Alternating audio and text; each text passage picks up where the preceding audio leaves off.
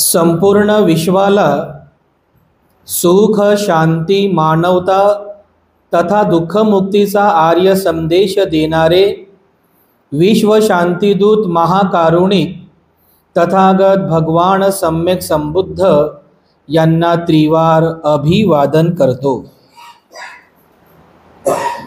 तथागतांनी समग्र मानवजातीच्या दुःखमुक्तीसाठी उपदेशिलेला महान सद्धम्म अर्थात बौद्ध धम्म तथा या सद्धम्माचा अविरतपणे प्रचार आणि प्रसार करणारा तथागतांद्वारा स्थापित सदा पूजनीय भिक्खू संघ, या पूजनीय भिक्खू संघाला त्रिवार अभिवादन करतो। ज्यांच्या अथांग अमर्याद त्याग प्रभावामुळे या भारतभूमीला बुद्धभूमीचे रूप पुन्हा एकदा प्राप्त झालं, असे बौद्ध धम्माचे पुनरुद्धारक, तुम्हा आम्हा सर्वांचे उद्धार करते प्रज्ञासूर्य बोधिसत्व डॉक्टर बाबासाहेब आंबेडकर यांच्या समग्र धम्मक्रांतीमध्ये जीवनाच्या शेवटच्या श्वासापर्यंत समर्पित राहू। आजच्या या मंगलमय प्रसंगी संघरत्न बुद्धविहार मयूर पार्क औरंगाबाद या ठिकाणी उपस्थित आपण सर्व धम्म उपासक धम्म उपासिका आपल्या सर्वांप्रती मी सर्वप्रथम अनंत मंगलकामना मंगल आशीष अर्पण करतो आणि आजच्या या वर्षावासकालीन धम्मदेसनेला सुरुवात करतो। उपस्थितांनो, भारतीय बौद्ध धम्माचा इतिहास, संस्कृती आणि वारसा या प्रवचन मालिकेच्या अंतर्गत आतापर्यंत आपण बौद्ध धम्मातील प्राचीन धम्मसंगीतींचा इतिहास बघितला। सोबतच बौद्ध धम्मातील जे आपले ग्रंथ आहेत, ज्याला आपण त्रिपिटक असं म्हणतो, या त्रिपिटकाची निर्मिती कशी झाली, टप्प्याटप्प्याने त्याची निर्मिती कशी झाली, हे त्रिपिटक कसं तयार झालं, या त्रिपिटक निर्मितीचा 2500 वर्षांचा इतिहास कालच्या धम्मदेसनेमध्ये आपण बघितला। अगदी प्रथम धम्मसंगीतीपासून तर आधुनिक काळापर्यंत, म्हणजे आजच्या या 21व्या शतकापर्यंत आपल्यापर्यंत जे त्रिपिटक पोहोचलेला आहे, हा त्रिपिटकाचा प्रवास म्हणजे हा त्रिपिटकाच्या निर्मितीचा इतिहास फारच प्रेरणादायी आहे। प्रथम धम्मसंगीतीमध्ये विनय पिटक आणि सुत्त पिटकाची निर्मिती झाली। निर्मिती झाली म्हणजे काय, असं लिखाणकाम नाही झालं, संगायन झालं, असं तोंडी एकमेकांना तोंडी सांगण्यात आलं। दुसऱ्या धम्मसंगीतीमध्ये विनय पिटकातील विविध विनयांवरती चर्चा झाली। त्यानंतर तिसऱ्या धम्मसंगीतीमध्ये सम्राट अशोकाने 9 भिक्षूंच्या 9 समित्या स्थापन केल्या। त्यापैकी महेंद्र भंतेजींना श्रीलंकेला पाठवलं। महेंद्र भंते त्रिपिटक श्रीलंकेला घेऊन गेले, त्या ठिकाणी बौद्ध धम्माचा प्रचार प्रसार केला आणि इसवी सन पूर्व 26 मध्ये राजा वट्टगामिनीच्या काळात त्रिपिटकाचं ताडपत्रांवरती सिंहली भाषेमध्ये लिखाणकाम झालं। पृथ्वीवर पहिल्यांदा त्रिपिटक, भगवान बुद्धांचं त्रिपिटक ताडपत्रांवरती सिंहली भाषेमध्ये लिपिबद्ध झालं। आणि त्यानंतरचा आपला पुढचा इतिहास पाहिला की कसं आधुनिक काळापर्यंत म्हणजे आनंद कौसल्यायन, राहुल सांकृत्यायन, डॉक्टर धम्मकीर्ती असे जे विद्वान व्यक्तिमत्व आधुनिक काळात होऊन गेले, यांनी त्या श्रीलंकेमध्ये जाऊन तिथल्या त्या सिंहली त्रिपिटकाचा अभ्यास केला, त्याचं हिंदीमध्ये भाषांतर केलं आणि भारतामध्ये आज जे आपण पाहतो ना आपल्याकडे त्रिपिटक आहे, हे सगळं त्रिपिटक मूळ हिंदीमध्ये आहे। आणि नंतर मग स्थानिकच्या काही विद्वान लोकांनी त्याचं मराठीमध्ये भाषांतर केलं आणि आज आपल्याकडे त्रिपिटक उपलब्ध आहे। तर एक हा साधंत इतिहास त्रिपिटकाच्या निर्मितीचा इतिहास आपण कालच्या धम्मदेसनेमध्ये बघितला। आता त्रिपिटक कसं निर्माण झालं हे तर आपण पाहिलं, पण त्रिपिटकातील ग्रंथ कोणते कोणते आहेत या ग्रंथांचा सुद्धा परिचय आपल्या सर्वांना झाला पाहिजे. तुम्ही एखाद्या हिंदू बांधवाला विचारा, तुझा धर्मग्रंथ कोणता आहे सांग, 2 शब्द, तो लगेच सांगतो. बघा, सांगतो की नाही? एखाद्या मुस्लिम बांधवाला विचारा की तुमचा धर्मग्रंथ कोणता आहे, तो डायरेक्ट सरळ म्हणतो आमचा कुराण आहे. बरोबर आहे, 2 शब्द सांगतो, तेही सांगतो तो अल्लाहू अकबर जे काय असेल ते सांगतो. बघा, कोणालाही विचारा, त्यांच्या धर्माच्या धर्मग्रंथांचा त्यांना अभ्यास असतो आणि तेवढाच आदरही असतो. मग आपण तर बुद्धिजीवी लोक आहोत, आपल्याकडे तर एक नाही 32 ग्रंथांचा समुच्चय हा त्रिपिटक आहे. ज्ञानाचा अथांग सागर आहे, मानवी जीवनाच्या दुःखमुक्तीचं ज्ञान यामध्ये आहे. मग आपल्याला सुद्धा या ग्रंथांचा परिपूर्ण नाही पण थोडा तर परिचय असला पाहिजे की नाही? थोडासा परिचय जर तुम्हाला कोणी विचारलं, तुम्ही एवढे त्रिपिटक म्हणता, सांगा बरं एखाद्या ग्रंथाचा परिचय सांगता आला पाहिजे, म्हणजे आपली अशी मान खाली नाही गेली पाहिजे. त्रिपिटकाचा परिचय, त्रिपिटकातील ग्रंथांचा परिचय आपल्याला सांगता आला पाहिजे, कारण आपण एकतर बौद्ध आहोत आणि आपले त्रिपिटक हे आपले धर्मग्रंथ आहेत. त्यामुळे या त्रिपिटकामध्ये जेवढे पण ग्रंथ येतात, ज्या ग्रंथांचा अंतर्भाव या त्रिपिटकामध्ये होतो, त्या सगळ्या ग्रंथांचा असा शॉर्टमध्ये परिचय आपण आजच्या धम्मदेसनेमध्ये करणार आहोत. कारण शॉर्टमध्ये यासाठी, कारण 84,000 सुत्त आहेत. 84,000 सुत्त वाचण्यासाठी, त्याचं चिंतन करण्यासाठी, त्याचं मनन करण्यासाठी, त्या आचरणामध्ये आणण्यासाठी 84 वर्ष पण कमी पडतील. 84,000 सुत्त आहेत नव्हते. त्यामुळे फक्त एक शॉर्ट परिचय, की जेणेकरून आपल्याला या त्रिपिटकातील ग्रंथांचा एक तोंडी परिचय व्हावा, जेणेकरून आपल्याला दुसऱ्यांना सांगता आलं पाहिजे. यासाठी आपण या त्रिपिटकाचा एक शॉर्टमध्ये ग्रंथ परिचय आजच्या धम्मदेसनेमध्ये करणार आहोत. जसं मी काल तुम्हाला सांगितलं, 84,000 सुत्तांचा संग्रह या त्रिपिटकामध्ये आहे. त्यापैकी सुत्तपिटकामध्ये किती सुत्त आहेत? 21,000. विसरू नका, लक्षात राहू द्या. 84,000 सुत्त या त्रिपिटकामध्ये आहेत.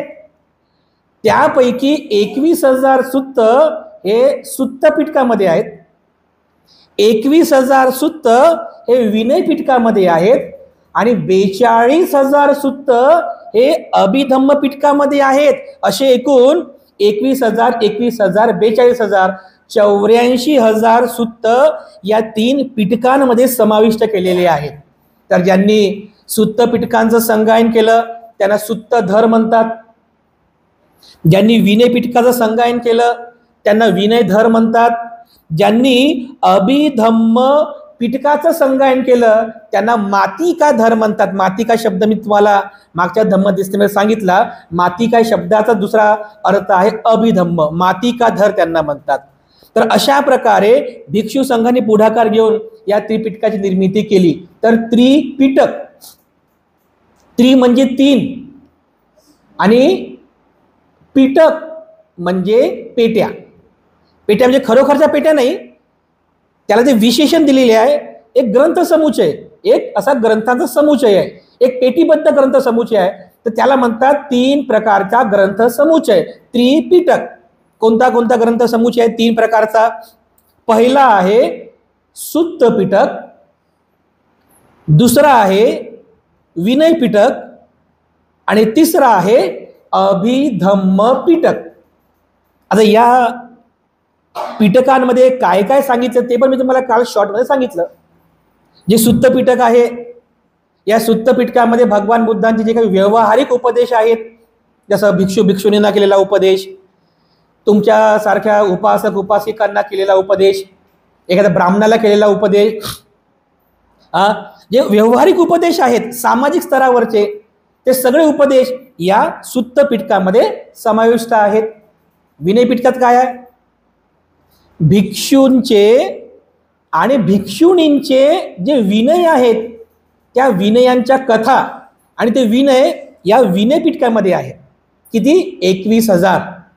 आणि अभिधम्म पिटकामध्ये आपलं हे शरीर आणि आपलं मन यांचा जो पारस्परिक संबंध आहे, म्हणजे मनाचा शरीरावर काय परिणाम होतो, शरीराचा आपल्या मनावर काय परिणाम होतो या संदर्भामध्ये, आणि त्यांच्या संबंधातून कोणते कोणते धर्म उत्पन्न होतात, जसं चित्त, चेतासिक, रूप आणि निब्बाण, या संदर्भातील जेवढेही उपदेश आहेत हे अभिधम्म पिटकामध्ये समाविष्ट केलेले आहेत.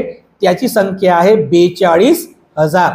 म्हणजे भगवान बुद्धांचे उपदेश सर्वाधिक कोणत्या संदर्भामध्ये आहे?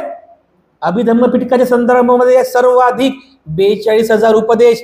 तर यापैकी जे सुत्त पिटक आहे, या सुत्त पिटकामध्ये 5 ग्रंथ येतात. सुत्त पिटकाच्या अंतर्गत 5 ग्रंथ येतात.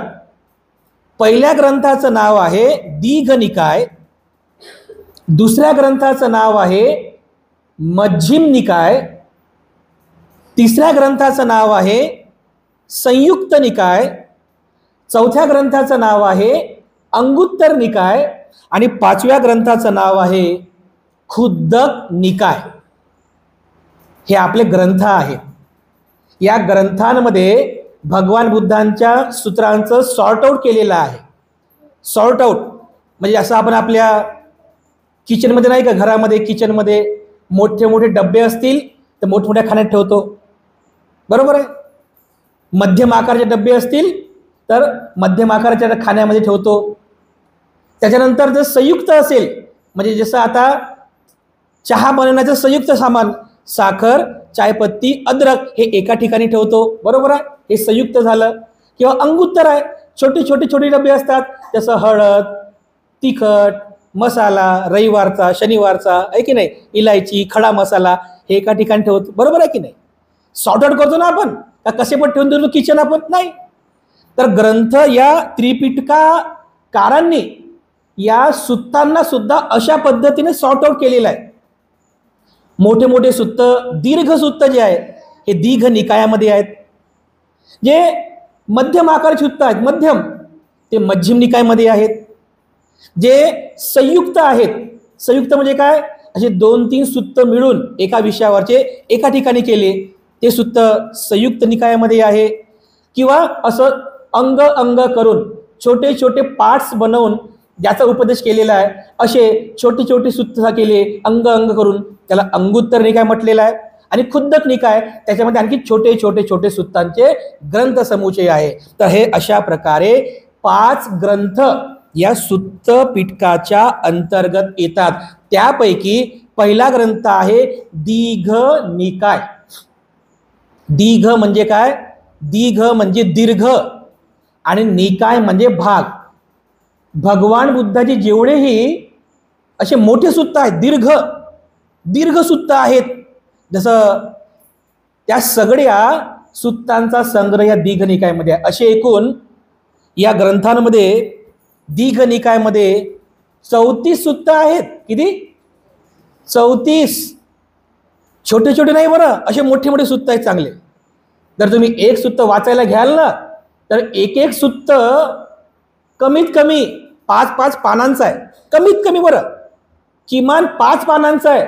मग 6, 7, 8, 10, 15 पानांचं पण आहे.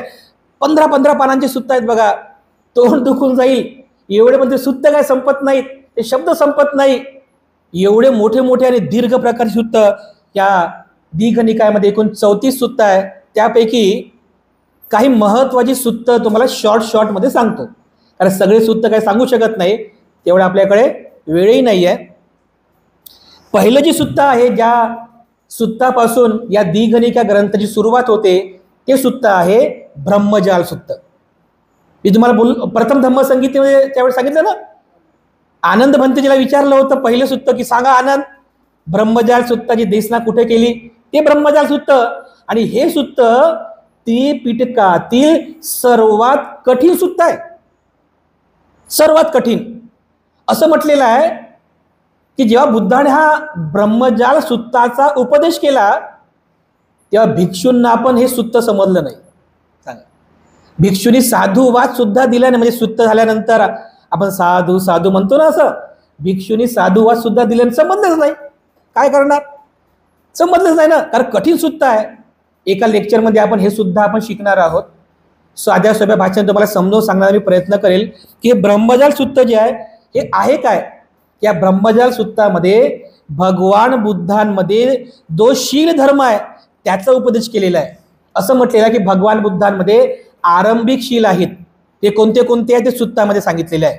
मध्यमशील आहेत ते सगळं सुत्ता सांगितलेलं आहे. त्यानंतर महाशील आहेत ते सुद्धा सुत्ता सांगितलेलं आहे. आणि याच्या सोबत सोबत भगवान बुद्धांनी या ब्रह्मजाल सुत्तामध्ये तत्कालीन 62 संप्रदायांचा उहापोह केलेला आहे. म्हणजे बुद्ध काळामध्ये 62 प्रकारचे संप्रदाय होते.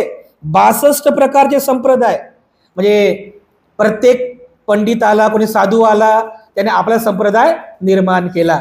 तर असे 62 प्रकारचे संप्रदाय होते. आणि त्या 62 प्रकारच्या संप्रदायाची दृष्टी कशी होती, या दृष्टींबद्दल बुद्ध उपदेश करतात. फार कठीण आहे बघा, हा उपदेश फार कठीण आहे. तर हे सुद्धा आपण एका लेक्चरमध्ये नक्की घेणार आहोत. आणि हे सुत्तामध्ये जे सांगितलेलं आहे तो उपदेश सुद्धा आपण नक्की समजून घेण्याचाही प्रयत्न करणार आहोत. तर असं हे ब्रह्मजाल सुत्त आहे. दुसऱ्या क्रमांकाला आहे श्रामण्य फल सुत्त. हे सुद्धा प्रथम धम्मसंगीतेच्या वेळी सांगितलं तुम्हाला.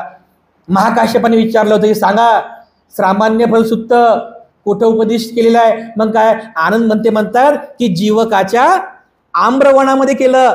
तर याच्यामध्ये श्रामण्य फल सुत्तामध्ये अजात शत्रूचा उपदेश केलेला आहे. अजातशत्रूबद्दल सांगितलेलं आहे की अजातशत्रू राजाने आपल्या बापाला मारलं होतं, राजा बिंबिसाराला मारलं. त्याच्यानंतर त्याला सुद्धा मुलगा झाला, तर मुलगा झाला, इकडे मुलगा झाला आणि इकडे बाप सुद्धा मेला. तर त्याचं मन हळहळलं, त्याचं मन एकदम असं दुखीत झालं की जसं मी बाप झालो तर मी आनंदी झालो, तर माझा जेव्हा जन्म झाला तर माझा पण बाप किती आनंदी झाला असेल. मी काय केलं, मी माझ्या बापाला धर्मपित्या बापाला मी माझ्या बापाची हत्या केली. आणि मग त्याचं मन असं दुःखी होते, चिंतित होते. तर जीवकामुळे हा राजा अजातशत्रू बुद्धांच्या सहवासामध्ये येतो. बुद्ध त्याला उपदेश करतात. याच उपदेशाला श्रामान्य फल सुत्त म्हणतात.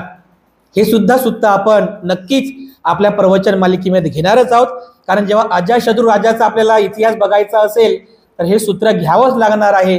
फार इंटरेस्टिंग सुत्त आहे बघा. अशा प्रकारे बघा अंबट्ट सुत्त आहे. आणखी अंबट्ट नावाचा एक ब्राह्मण होता. या ब्राह्मणासोबत भगवान बुद्धांनी कशा प्रकारचा वादविवाद केला. त्या वादविवादामध्ये अंबट्ट ब्राह्मण हरला आणि तो बुद्धांचा उपासक झाला. अशा प्रकारचा हा अंबट्ट सुत्त आहे.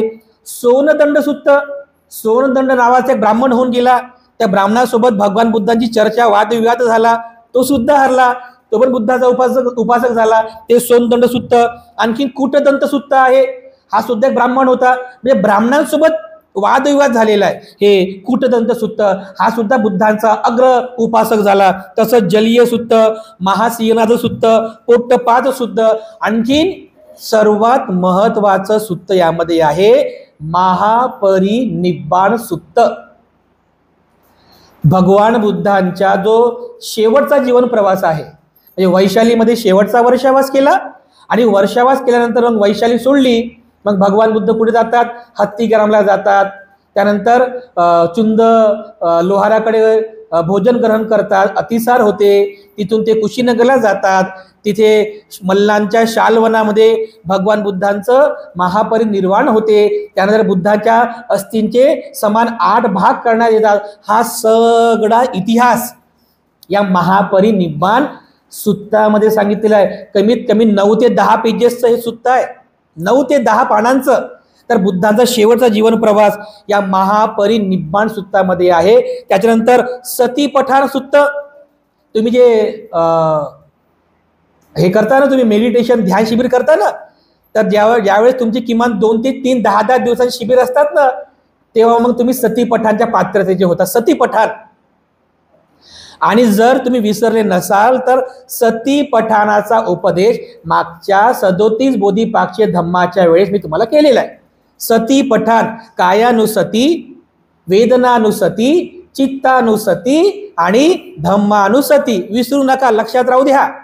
याचा उपदेश मागच्या वर्षावासात केलेला आहे. हे सतीपठाण सुत्त याच दीघनिकायमध्ये आहे. त्याच्यानंतर आणखी एक महत्व सुत्त आहे सिगालवाद सुत्त. सिगाल नावाचा एक ब्राह्मण पुत्र होता आणि त्याचा बाप मरणासमयी बोलून गेला होता की 6 दिशांची पूजा कर मी मेल्यानंतर. बाप तर मेला, पण हा जो सिगाल होता, हा सिगाल रोज सकाळी उठायचा आणि पूर्व, पश्चिम, उत्तर, दक्षिण, वरची दिशा आणि खालची दिशा अशा 6 दिशांना हात जोडायचा.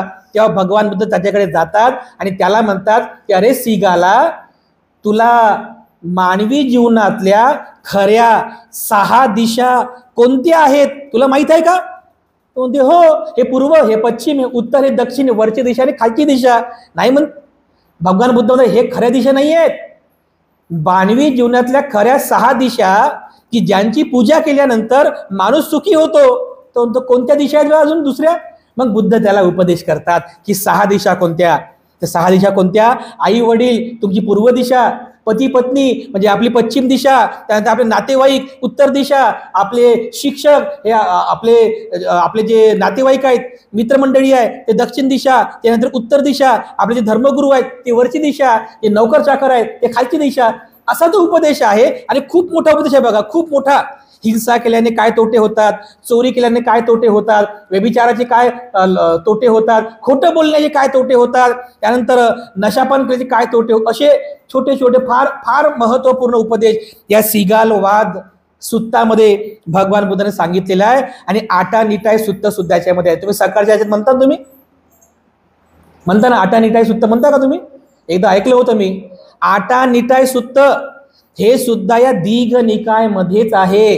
तर अशा प्रकारे हे शॉर्ट मी तुम्हाला सांगितलं, असे एकूण 34 सुत्त या दीघ निकाय ग्रंथामध्ये आहेत. त्यानंतर दुसरा ग्रंथ आहे मध्यम निकाय. या मध्यम निकाय ग्रंथामध्ये एकूण 152 सुत्त आहेत. मध्यम निकाय म्हणजे मध्यम आकाराचे, जे जास्त मोठे पण नाही आहेत आणि एकदम शॉर्ट पण नाही आहेत, मध्यम आकाराचे आहेत. असे मध्यम आकाराचे जे सूत्र आहेत बुद्धांचे या मध्यम निकायामध्ये संग्रहित केलेले आहेत. यामध्ये एक मध्यम आकाराचं सतीपठाण सुत्त सुद्धा आहे. म्हणजे दीघ निकायामध्ये सतीपठाण सुत्त हे मोठं आहे, यामध्ये पण सतीपठाण सुत्त आहे. दुसरं आहे महासिंहनाद सुत्त, एक आहे राहुलवाद सुत्त, राहुलला केलेला उपदेश. म्हणजे कोण राहुल? कोण? भगवान बुद्धांचे पुत्र राहुल. या सूत्रात भगवान बुद्धांनी राहुलाला उपदेश केला की राहुल लहान होता ना, सर्व भिक्षूंमध्ये राहुल लहान होता, तर बुद्ध त्याला उपदेश करतात. कारण राहुल हा मोठ्या भिक्षूंसोबत खोटं बोलायचा. खोटं बोलायचा म्हणजे असं गमतीमध्ये बोलायचा, सिरियसली नाही, असं गमतीमध्ये खोटं बोलायचा. तर बुद्ध या राहुलवाद सुत्तामध्ये त्या राहुलला सांगतात की राहुल, गंमत म्हणून पण खोटं बोलू नये. कधी कधी गंमत म्हणून खोटं बोलले की आपल्या अंगावर येते बघा ती गोष्ट. हे सांगितलं बुद्धानं त्या राहुलला. गंमत म्हणून, हासी मजाक म्हणून, गंमत म्हणून सुद्धा खोटं बोलू नये, गंमत म्हणून सुद्धा मिथ्या भाषण करू नये. हा उपदेश भगवान बुद्धांनी या राहुलवाद सुत्तामध्ये सांगितलेला आहे. आणखीन एक सुत्त आहे बघा, घटिकार सुत्त. घटिकार नावाचा एक ब्राह्मण होता, शेतकरी होता. त्याला बुद्धाने केलेला उपदेश आणि त्याची श्रद्धा किती महत्वाची आहे ही सुद्धा या घटिकार सुत्तात बुद्धाने उपदेश केलेला आहे. बोधी राजकुमार सुत्त पण याच्यामध्ये आहे. बोधी राजकुमार, हे बोधी राजकुमाराचा उपदेश मी याच ठिकाणी एकदा केलेला आहे की बोधी राजकुमार भगवान बुद्धांचा उपासक कसा बनतो. जेव्हा तो बुद्धांना भेटतो तर असं म्हणतो की भगवान, ही आपली 3री भेट आहे. तर भगवान बुद्ध म्हणतात कसे? महामंत्री बाजूलाच असतो, तुम्ही तर आज पहिल्यांदाच भगवान बुद्धांना भेटले, असं कसं म्हणतं की तुमची 3री भेट आहे? मग तो त्या महामंत्रीला सांगतो, अरे मी जेव्हा माझ्या आईच्या गर्भामध्ये होतो तेव्हा माझी आई भगवान बुद्धांना भेटायला गेली होती, तेव्हा गर्भात असतानाच भगवान बुद्धांचं पहिलं दर्शन मला घडलं होतं. दुसऱ्यांदा माझा जन्म झाला, मग माझी दाई मला बुद्धांचं दर्शन करण्यासाठी घेऊन गेली होती, ते दुसरं दर्शन होतं आणि भगवान आजचं हे माझं तिसरं दर्शन आहे. तर अशा प्रकारे हे बोधिराज कुमार भगवान बुद्धाचा कसा उपासक झाला आणि ते जेव्हा गर्भमंगल संस्कार विधी असतात तर भिक्षू लोक या बोधिराज कुमाराचा उपदेश सदैव करतात. तर हा बोधी राजकुमार सुत्त या मध्यम निकाय ग्रंथामध्ये आहे आणि सर्वात महत्वाचं अंगुलीमाल सुत्त सुद्धा याच मध्यम निकायमध्ये आहे. अंगुलीमालाचा अहिंसकाचा अंगुलीमाल कसा झाला, मग त्याने 999 लोकांना कसं मारलं, बुद्धाच्या सहवासात कसा आला, भिक्षू कसा झाला, ध्यान मनन चिंतन करून अरहंत कसा झाला आणि एका म्हणजे गर्भित मातेचा पुत्र तो गर्भाच्या बाहेर येत नव्हता, तर अंगुलीमाल म्हणते मैत्री भावनेचं बलाने तिची प्रसूती कशी करतात सुखपूर्वक आणि त्यामध्ये कशी मंगलमैत्री करतात, तर अंगुलीमाल सुत्त या मध्यम निकायामध्ये सांगितलेलं आहे. तर अशा प्रकारे असे एकूण 152 सुत्त या मध्यम निकायमध्ये आहेत. तर जर तुम्हाला खरंच जर सुत्त वाचायचे असतील बुद्धांचे उपदेश तर नक्की हे मध्यम निकाय ग्रंथ तुम्ही नक्की वाचा. खूप सुंदर सुंदर सुत्त आणि खूपच म्हणजे अतिशय सुंदर असे बुद्धांचे उपदेश या मध्यम निकायमध्ये आहेत. त्यानंतर तिसरा ग्रंथ आहे संयुक्त निकाय. संयुक्त म्हणजे आपण 2-3 गोष्टी एका ठिकाणी करतो ना, त्याला म्हणतात संयुक्त निकाय. जसं तुम्ही तुमच्या किचनमध्ये चहाचे जे काही साहित्य आहे, साधनं, चायपत्ती, साखर, अद्रक, दूध एकाच ठिकाणी ठेवता, जेणेकरून काय होते संयुक्त ठिकाणी ठेवलं की ते पटकन समजते की ह्या ठिकाणी आहे. तर बुद्धांचे पण असे संयुक्त आहेत. असे एकूण 56 प्रकारचे संयुक्त आहेत. जसं उदाहरणार्थ समजा आता देव आहे, देवताबद्दल भगवान बुद्धाने जे जे काही उपदेश केले वेगवेगळ्या वेगवेगळ्या ठिकाणी, ते सगळे सुत्त एका ठिकाणी आहेत देवता संदर्भात. ते देवता संयुक्त याच्यात आहे. मार संयुक्त, मार सेनेबद्दल जे जे काही उपदेश आहेत छोटे छोटे उपदेश ते याच्यामध्ये संयुक्त केलेले आहे मार सेनेबद्दल. किंवा ब्राह्मण संयुक्त, एखाद्या ब्राह्मणाला केलेला उपदेश असेल छोटे छोटे उपदेश तर ते छोटे छोटे उपदेश या ब्राह्मण संयुक्त मध्ये आहे. राहुल संयुक्त, राहुलाला केलेले जे काही उपदेश आहेत, खूप उपदेश आहेत, छोटे छोटे छोटे छोटे उपदेश हे सगळे एका ठिकाणी करून संयुक्त करून याच्यावर सांगितले आहे. त्याच्यानंतर भोजन संयुक्त, तुम्ही भोजन सुत्त म्हणता ना सकाळच्या याच्यामध्ये, ते एकच भोजन सुत्त नाहीये, तसे 3-4 भोजन सुत्त आहेत. 3-4 त्या सगळ्या भोजन सुत्ताला एका ठिकाणी संयुक्त केलं या भोजन संयुक्तामध्ये आहे. त्याच्यानं सारीपुत्त संयुक्त आहे, मोगलान संयुक्त आहे, म्हणजे सारीपुत्ताला केलेला उपदेश, महामोगलांना केलेले छोटे छोटे उपदेश याच्यामध्ये संयुक्तरित्या संग्रहित केलेले आहे. इंद्रिय संयुक्त, अनिरुद्ध संयुक्त, सच्च संयुक्त, जटा संयुक्त असे एकूण 56 संयुक्त या ग्रंथामध्ये आहेत. आणि याच्यामध्ये असे छोटे छोटे छोटे छोटे बुद्धांचे म्हणजे एका विषयाला अनुसरून असे छोटे छोटे उपदेश संयुक्तपणे या ग्रंथामध्ये समाविष्ट केलेले आहे. या सूत्रांची संख्या 2911 आहे. हे असे छोटे छोटे सूत्र, किती 2911 सूत्र या संयुक्त निकायामध्ये आहेत. त्यानंतर चौथा ग्रंथ आहे अंगुत्तर निकाय. अंगुत्तर निकाय म्हणजे असे अंग अंग करून, जसे एक मोठा विषय असेल ना, त्या मोठ्या विषयाचे असे छोटे छोटे पार्ट्स करायचे, छोटे छोटे अंग करून त्याला समजावून सांगायचं. जसं बघा लाकूड तोडणारा असतो ना, लाकूड तोडणारा काय करतो, मोठं एखाद्याचं खोड असेल तो मोठं खोड एकदा उचलतो का खांद्यावर, नाही उचलत, कारण ते भारी असतो. मग तो कसा करतो, कोऱ्हाडीनं त्याला असं अंग अंग करतो, छोटे छोटे करतो की नाही, असे छोटे छोटे छोटे पार्ट्स करून मग त्याला उचलतो. का बरं, कारण ते सोपं होते.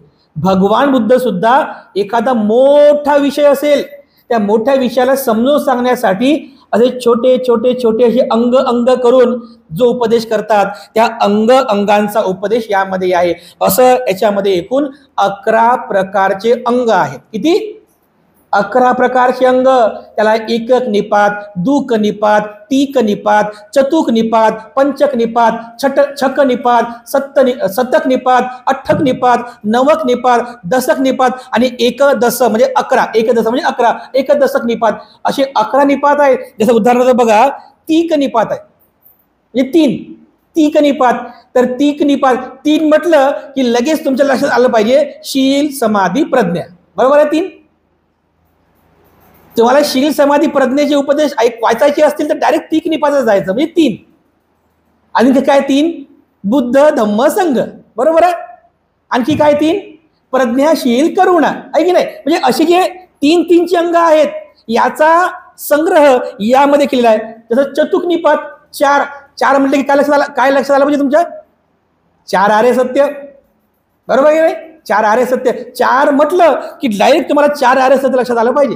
हे जे 4 आहेत संयुक्त जे सूत्र आहेत अंक ते सर्व याच्यामध्ये आहेत. जसं आता पंचक निपात 5 म्हणजे काय? पंचेंद्रिय, आणखी 5 प्रकारचे बल, आणखी पंचशील, हे 5 आहेत ना. म्हणजे असे 5 जेवढे आहेत अंक उपदेश हे याच्यामध्ये आहेत. जसं छक निपात 6 म्हटलं की लगेच लक्षात आलं पाहिजे सड आयतन, 6 प्रकारचे आयतन, लगेच लक्षात आलं पाहिजे. तर 6 आयतनावरचे उपदेश यामध्ये आहेत. अगदी त्याप्रमाणे सतक निपात 7 म्हटलं की पटकन लक्षात आलं पाहिजे सप्त भुजांग, 7 आहेत ना. 7 प्रकारचे भुजांग तुम्हाला समजते ना.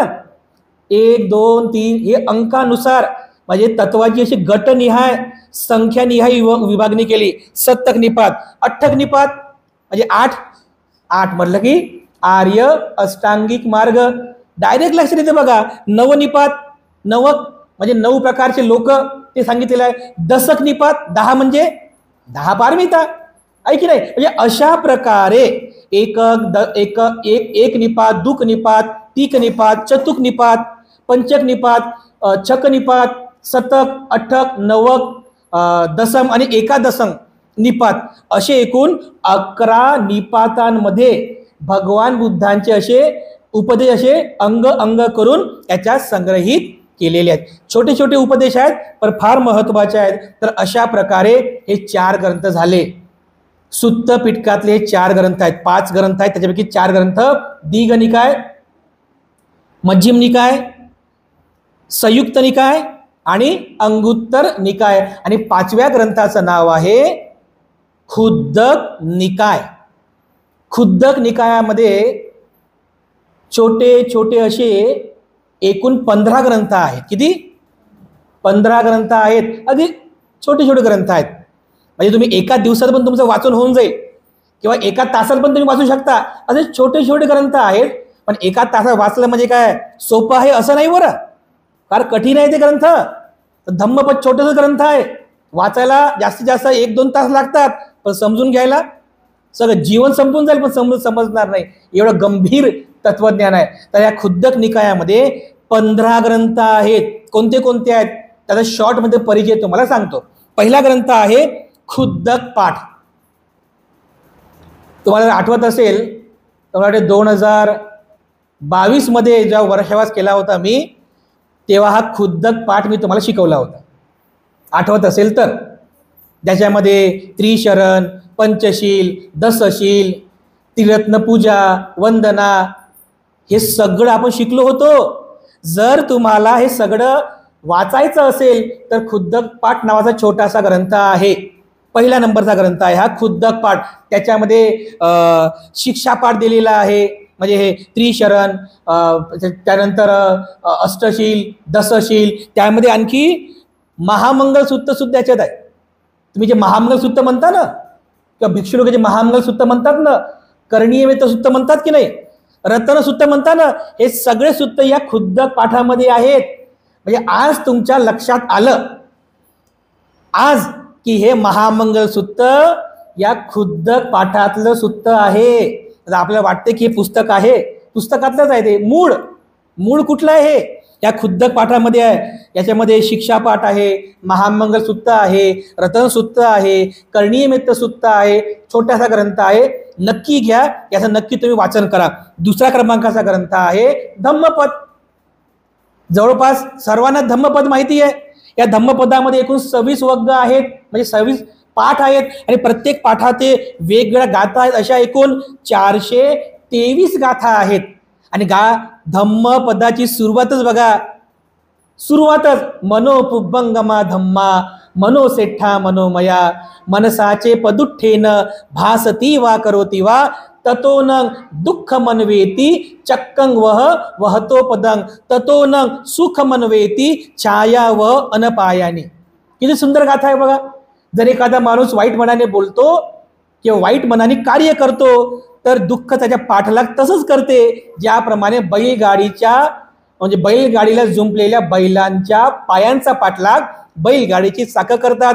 पण जर तुम्ही जर चांगल्या मनाने बोलता, चांगल्या मनाने काम करता तर सुख तुमची साथ कधीच सोडत नाही, ज्याप्रमाणे माणसाची सावली माणसाची साथ कधीच सोडत नाही. म्हणजे छोट्या छोट्या गाथा आहेत, पण एवढं मानवी जीवनाचं गंभीर तत्वज्ञान आहे बघा. प्रत्येकाच्या घरात धम्मपदाचं पुस्तक असलं पाहिजे. तुमच्याकडे बुद्धवंदनेचं पुस्तक असते, हे सुद्धा पुस्तक तुमच्या ग्रंथालयामध्ये असावं, तुमच्या घरामध्ये असलंच पाहिजे धम्मपदाचं पुस्तक. त्याचं वाचन सुद्धा करा. आणि हिंदू धर्माची जी गीता आहे ना, गीता भदंत आनंद कौशल्यायन असे म्हणतात की जो गीता ग्रंथ आहे हा गीता ग्रंथ दुसरं तिसरं काहीही नसून या धम्मपदाची कॉपी आहे. सरळ सरळ धम्मपदातल्या गाथांची कॉपी केली, संस्कृतमध्ये लिहिलं, झाली गीता. आनंद कौशल्यांचा रिसर्च आहे बघा. तर अशा प्रकारे धम्मपद ग्रंथ अतिशय महत्वाचा आहे. तिसऱ्या क्रमांकाचा ग्रंथ आहे उदान. उदान उदान याचा अर्थ होतो उच्चार.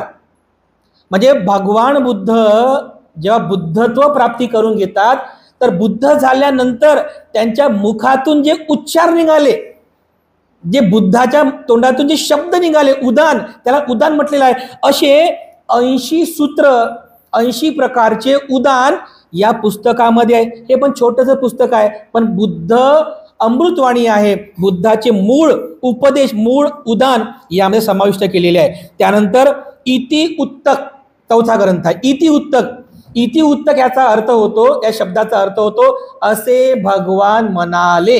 इति म्हणजे असे, उत्तक म्हणजे बोलले. असे भगवान बोलले, असे भगवान म्हणाले. तर काय बोलले, काय म्हणाले, तर हा ग्रंथ वाचा.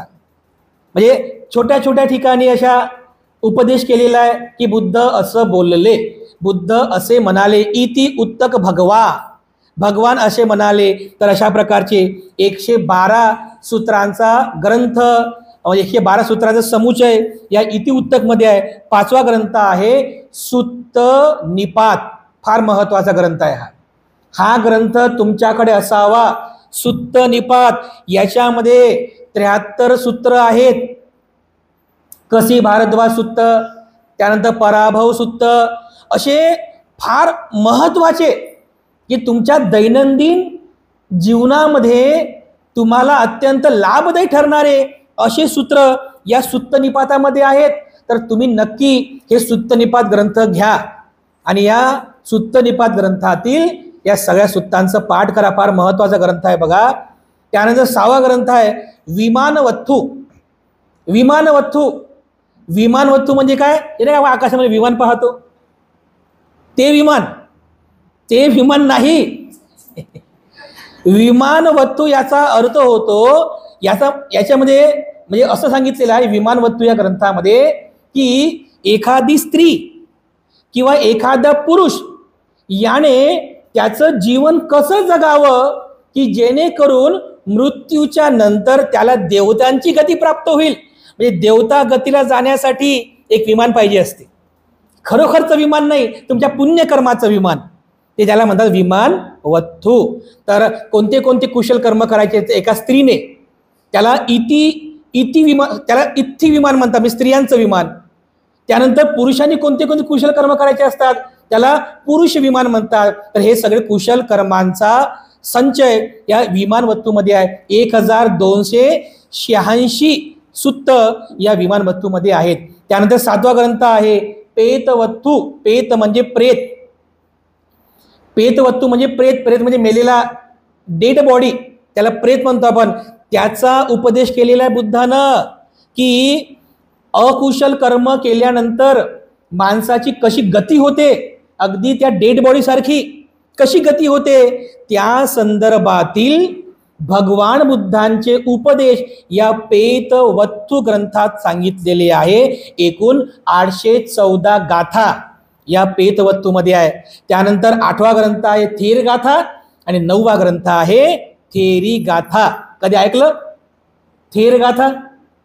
थेर गाथा भगवान बुद्धांच्या काळात जेवढे काही भिक्खू होऊन गेले त्यापैकी काही महत्वपूर्ण अरहंत भिक्खूंच्या कथा या थेर गाथेमध्ये आहेत. तुम्हाला जर भिक्खूंचे जीवनचरित्र वाचायचे असतील तर हा थेर गाथा ग्रंथ नक्की घ्या. आणि तुम्ही विशेषतः महिलांसाठी सांगतो थेरी गाथा पुस्तक नक्की वाचा. कारण थेरी गाथेमध्ये, हा जो थेरी गाथा ग्रंथ आहे, या थेरी गाथेमध्ये जवळपास 500च्या वर गाथांचा समुच्चय आहे. आणि बुद्ध काळामध्ये ज्या ज्या स्त्रिया भिक्षुणी झाल्या आणि ध्यान मनन चिंतन करून अरहंत झाल्या, त्या सगळ्या भिक्षुणींचा जीवनचरित्र या थेरी गाथेमध्ये आहे. जसं बघा आम्रपाली, आम्रपालीची कथा आपल्या सर्वांनाच माहिती आहे, पण आपल्याला ती शॉर्टमध्ये माहीत आहे. खरी कथा काय आहे, ती भिक्षुणी कशी झाली, अरहंत कशी झाली, आणि जेव्हा अरहंत झाली तर एकदा पाणी पिण्यासाठी ती नदीवरती गेली आणि नदीवर गेल्यानंतर ती असं ओंजळीमध्ये पाणी घेते आणि स्वतःचा चेहरा पाहते त्या पाण्यामध्ये.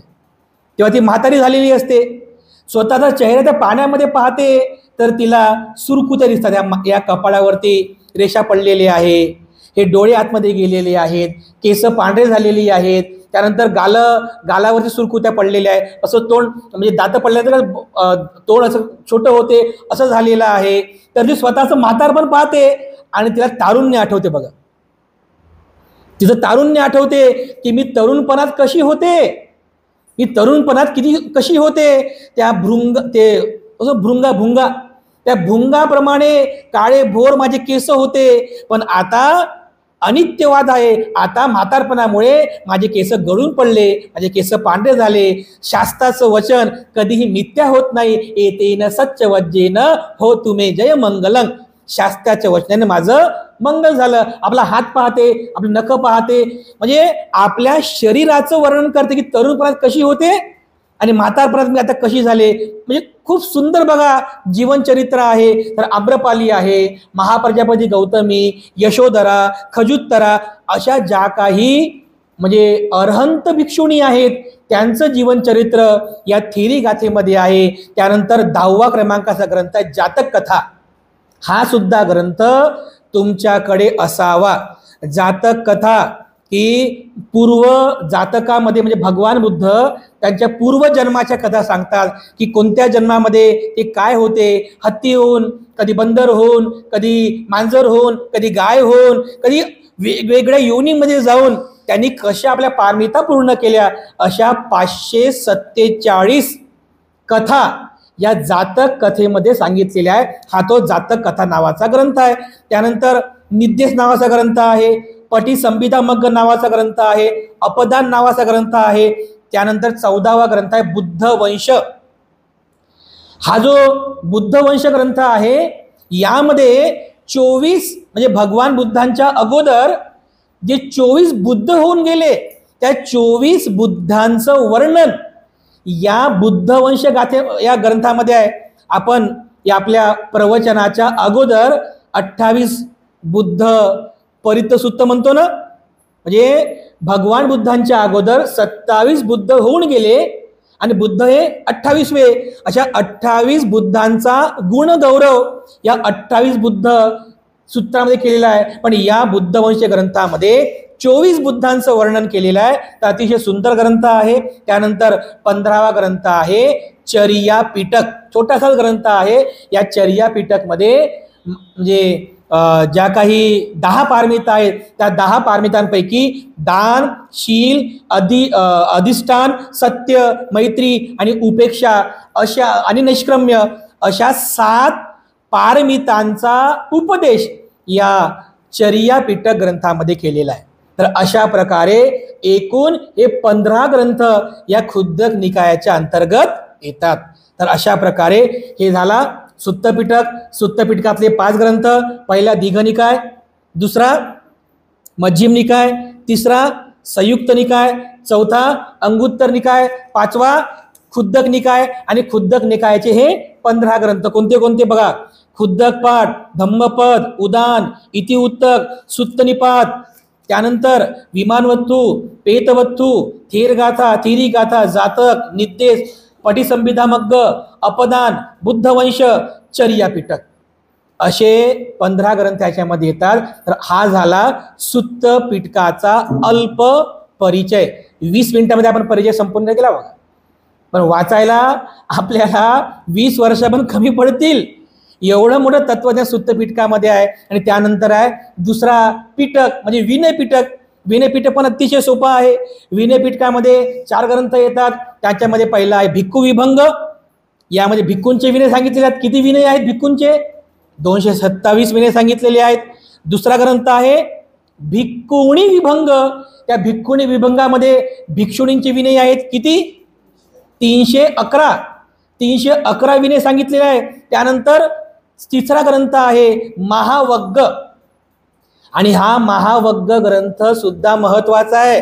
तुम्ही जे उपोषण घेता ना, हे उपोषण दर पौर्णिमेला, अष्टमीला, अमावस्याला उपोषण घेता ना, ह्या उपोषताच्या कथा या महावग्गामध्ये आहेत. त्यानंतर वर्षवासाचा इतिहास, मी अगदी सुरुवातीला वर्षवासाचा इतिहास तुम्हाला सांगितला ना, हा या ग्रंथात सांगितलेला आहे. या महावग्गामध्ये वर्षोपनायिका सांगितलेली आहे. वर्षवासाचा इतिहास, त्याची पवारणा कशी करतात त्याचा इतिहास. त्याच्यानंतर कठीण चिवरदान म्हणजे काय. बऱ्याचशा लोकांना हे कठीण म्हणजे काय हे माहीत नाही. जे आता तुम्ही नेहमी आहेत म्हणजे मला माहिती आहे, पण ज्यांना काहीच माहिती नाही ते म्हणतात बनते हे चिवरदान तर ऐकलं, हे कठीण चिवरदान काय आहे म्हणतात. कठीण तर आम्ही म्हणतो त्यांना समजून सांगण्यासाठी की 3 महिन्यांपर्यंत वर्षावासामध्ये तुमच्या जीवनातल्या मूल्यवान वेळेतला थोडासा 1 तासांचा वेळ काढून न चुकता विहारामध्ये येणं सोपं की कठीण? नाही म्हणते लई कठीण आहे म्हणते, हे लई कठीण आहे. बरं त्यातल्या त्यात दुपारी येणं तुमच्या वामकुक्षीच्या वेळेस, नाही ते तर लईच कठीण आहे म्हणते. दुपारी थोडी झोप लागते, आहे की नाही म्हणलं कठीण. हे म्हणलं कठीण, हेच आहे म्हणलं कठीण. असं असते का म्हणे? हो म्हणलं विहारात येणं कठीण, विहारात आलं तर बसणं कठीण, बसलं तर हे कठीण. कठीण आहे ना, सगळंच कठीण आहे ना. पण तुम्ही प्रशंसेत पात्र आहात बा, कारण तुम्ही येता, मन लावून ऐकता आणि तुमच्यासाठी कठीण नाही राहिलं. आता हे सगळं सोपं झालेलं आहे.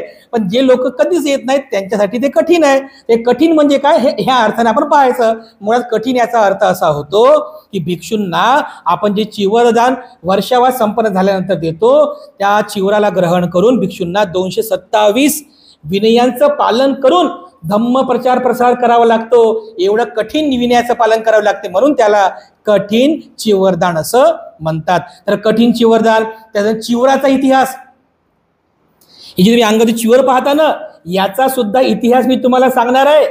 हे चिवर सहज तयार झालेलं नाहीये, फार इंटरेस्टिंग इतिहास आहे.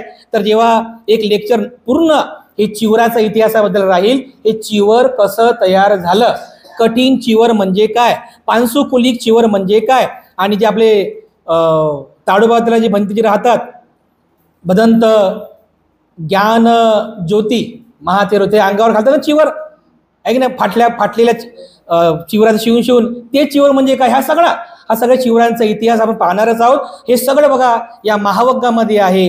त्यानंतर विनय पिटकातला 4था ग्रंथ आहे चुल्ल वग्ग. याच्यामध्ये कर्म सांगितलेले आहे, भिक्षूंबद्दल कर्मदंड सांगितलेले आहे, संघभेदक सांगितलेला आहे. सगळा देवदत्ताचा इतिहास या संघभेदक मध्ये आहे. संघाला भेद करणारा देवदत्त होता. कसं त्याने अजातशत्रूला हाताखाली घेऊन भगवान बुद्धांना मारण्याचा प्रयत्न केला, संघ फोडण्याचा प्रयत्न केला. पूर्ण देवदत्ताचा इतिहास या संघभेदक मध्ये आहे. त्यानंतर पंचशतिका म्हणजे 500 भिक्षू, पहिली संघसंगीती, त्याचा इतिहास, सप्तशतिका, 700 भिक्षू, दुसरी परिषद, या 2 परिषदेचा इतिहास पण या चुल्लवग्गामध्ये आहे. अशा प्रकारे हा विनय पिटक ग्रंथ सुद्धा या पिटकातला महत्वाचा भाग आहे. आणि सर्वाधिक महत्वाचा आहे अभिधम्म पिटक, तिसरा पिटक आहे. या अभिधम्म पिटकामध्ये भगवान बुद्धांनी अभिधम्माचे उपदेश आहेत. आपलं शरीर, मन यांचा संबंध, चित्त, त्याचे विषय, चेतासिक, आपले शरीर म्हणजे रूप, आणि निब्बाण कसं प्राप्त करता येते, हे सगळं काही या अभिधम्म पिटकामध्ये आहे. त्याचे हे 7 ग्रंथ आहेत. त्यापैकी पहिला ग्रंथ आहे धम्मसंगीनी. यामध्ये चित्त, चेतासिक, रूप आणि निब्बाण म्हणजे फार कठीण विषय बघा. हा सहजरित्या तुम्हाला तर समजणारच नाही, डोक्याच्या वरून जाते बघा. हे डोक्याच्या वरून का जाते? कारण हे विषय समजून घेण्यासाठी मात्र ध्यान करावं लागते. जसं मागचा सदोष बोधिपाक्षीय धम्म हे पुन्हा पुन्हा सांगत होतो की हे सहज समजणारा विषय नाहीये. यासाठी ध्यान करावं लागते आणि मन लावून ध्यान करावं लागते आणि ध्यानात झोपावं लागत नाही, तेव्हा जाऊन हे विषय समजतात. तर असा हा कठीण विषय आहे बघा. धम्मसंगीनी पहिला ग्रंथ आहे. दुसरा आहे विभंग, आध्यात्मिक चर्चा याच्यामध्ये आहे. धातू कथा तिसरा ग्रंथ आहे. चौथा आहे पुग्गल पय्याती. पुग्गल म्हणजे पुरुष. समाजामध्ये कसे कसे पुरुष राहतात. पुरुष म्हणजे फक्त पुरुष नाही बरं, स्त्रिया पण.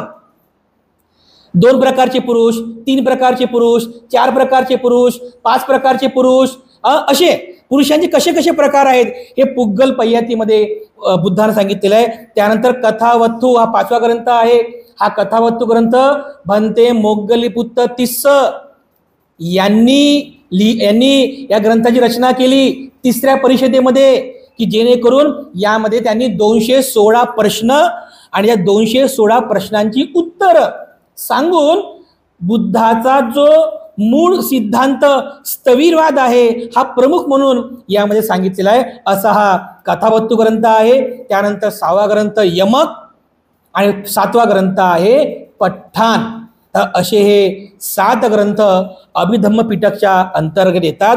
तर हा संपूर्ण त्रिपिटकातील ग्रंथांचा सार आहे. अशा प्रकारे पहिलं पिटक कोणतं आहे? सुत्त पिटक. त्यामध्ये 5 ग्रंथ आहेत आणि 5व्या ग्रंथाचे 15 भाग किती झाले?